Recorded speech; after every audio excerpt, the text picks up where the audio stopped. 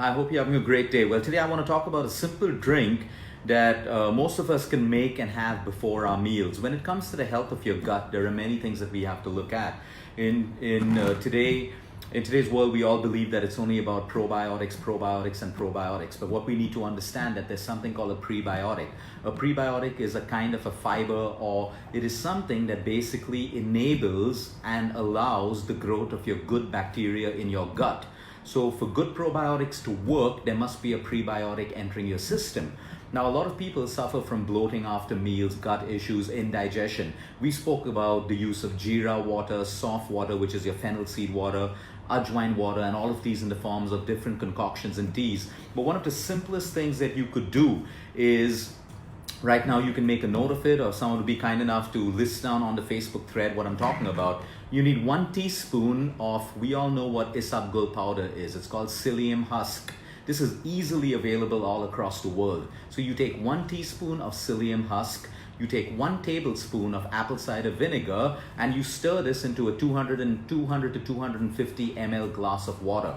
Now, by doing this, it's very important that you consume it at least 20 to 30 minutes before your breakfast, before your lunch, before your dinner, or it could be just before your dinner or your lunch, or it could be all 3 meals, depending on you. Now, if you find apple cider vinegar too strong for you, you can make it 1 teaspoon of apple cider vinegar, 1 teaspoon of the psyllium husk or isabgol mixed with water, and you consume this before your meal. Now, what happens is, we have to understand that everything I say doesn't have to suit everyone. Everyone is individual and unique in their own ways. For some people, apple cider suits them. For some people, it doesn't. For some people, isabgol suits them. For some, it doesn't. So try it and see if it works for you. If it doesn't work for you, there are so many other options than this. Now, the beauty of this is apple cider vinegar anyway works as a natural prebiotic, and so does psyllium husk. The psyllium husk fiber, we know isabgol for just constipation. That's the way we've been brought up. We know isabgol means it's a laxative, it's for constipation alone. But when you take it in small micro doses, like 1 teaspoon or half a teaspoon mixed with your apple cider vinegar, and if apple cider vinegar doesn't suit you, just mix that 1 teaspoon of isabgol with even plain water and have it 30 minutes before your meals. This doesn't mean that you're going to have loose motions and all of that stuff, because it's working as a prebiotic fiber before your meal. And this is a simple drink that you can do right now. Now, the thing about apple cider vinegar, you want to make sure that you get an apple cider vinegar that has the mother culture. Without the mother culture in, it is not apple cider vinegar at all, because the mother culture is what enables the right bacteria to work as a prebiotic in your system. Now, basically doing this 30 minutes before your meal will reduce the amount of bloating that you have, the amount of flatulence that you have, and also apple cider vinegar makes your stomach secrete a little more acid to help you break down proteins, help you break down bacteria in the foods that we ingest, and all of these things. So this is a very simple yet powerful drink. Now, what I like to do sometimes is, if I'm having it twice a day, I may add a little bit of cinnamon powder, okay, to one of them, not to both of them, because we need cinnamon powder in very, very small doses, especially if you're diabetic, or you know that your meal is going to end with a dessert.